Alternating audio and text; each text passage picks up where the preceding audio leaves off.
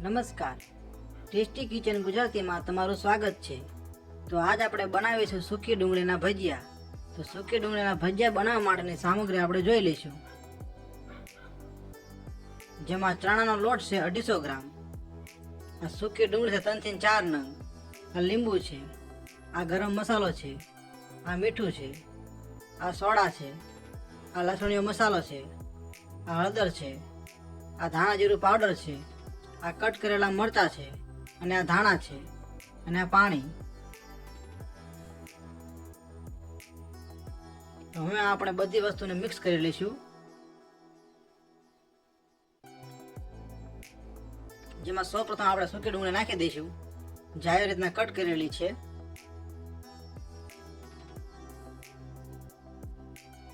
પછી તેમાં લીલા મરચા નાખી દઈશું,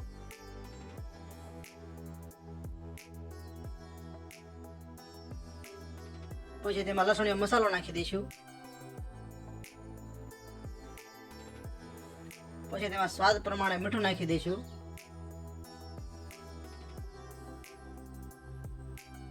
પછી તેમાં થોડીક હળદર નાખી દઈશું,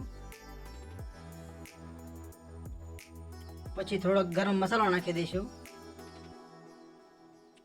પછી થોડુંક ધાણા જીરું પાવડર નાખશું,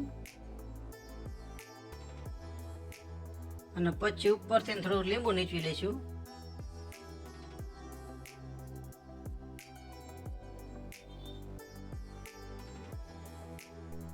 હવે આ બધી જ વસ્તુને પાણી નાખીને સારી રીતે મિક્સ કરી લઈશું।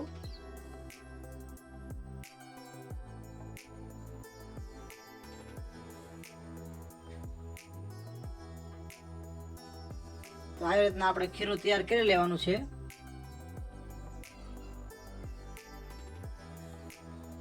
તમે આવી રીતના એકવાર ડુંગળીના ભજીયા બનાવજો, ભજીયા સરસ બનશે અને ખાવામાં પણ મજા આવશે। પછી લીલા ધાણા નાખી દઈશું, અને ભજીયાને ફૂલાવવા માટે થોડા સોડા નાખી દઈશું। પછી સારી રીતે મિક્સ કરી લઈશું।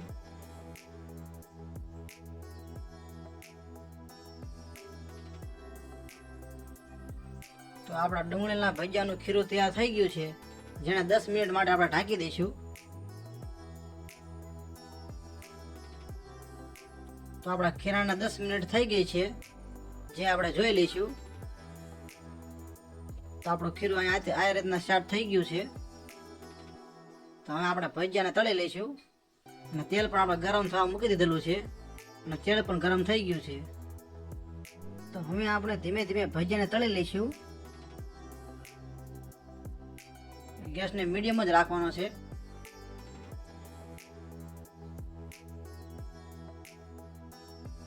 ગેસ મીડિયમ રાખવાથી ભજીયા અંદર બહાર સારી રીતે તળાઈ જશે।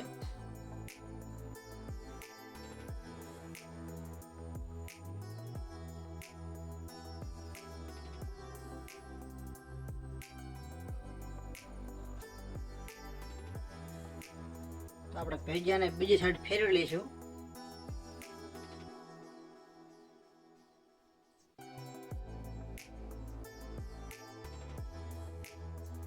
ભજીયાને આપણે પૂરેપૂરા નથી તળી નાખવાના, અધ કચા તળાઈ જાય એટલે તેને કાઢી લેવાના છે, કારણ કે ભજીયાને બીજી વાર પણ તળવા નાખવાના છે।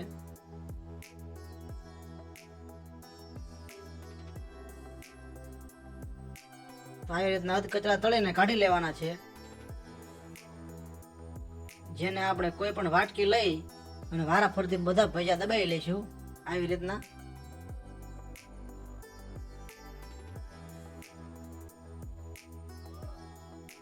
આવી રીતના બધા ભજીયા દબાવી લેવાના છે।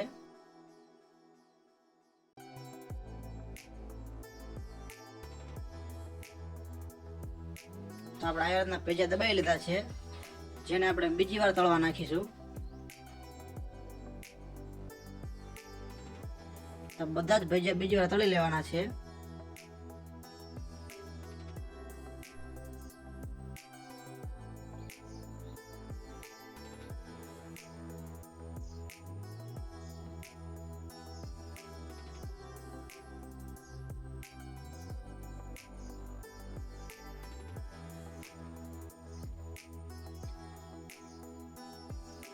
ભજીયાને બીજી વાર તળવા માટે નાખવી તારે આવી રીતના થોડી વાર હલાવતું રહેવાનું છે, કારણ કે ભજીયા બે સાઈડથી સારી રીતે તળાઈ જાય, એક સાઈડ કાચા ના રહે.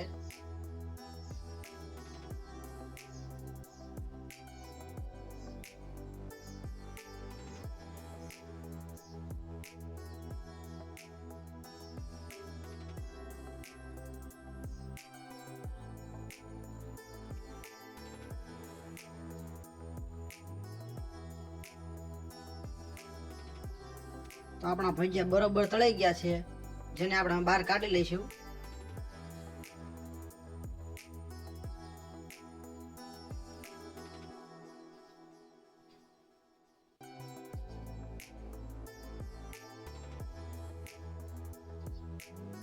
તો તૈયાર છે આપણા ડુંગળીના કડકડિયા ભજીયા. તો તમને આ મારો ભજીયાનો વિડીયો કેવો લાગ્યો? જો વિડીયો પસંદ આવ્યો હોય તો એક લાઈક કરજો, અને આવી અવનવી રેસીપી જોવા માટે અમારી ચેનલ સબસ્ક્રાઈબ કરજો. વિડીયોને પૂરેપૂરો જોવા માટે તમારો ખૂબ ખૂબ આભાર.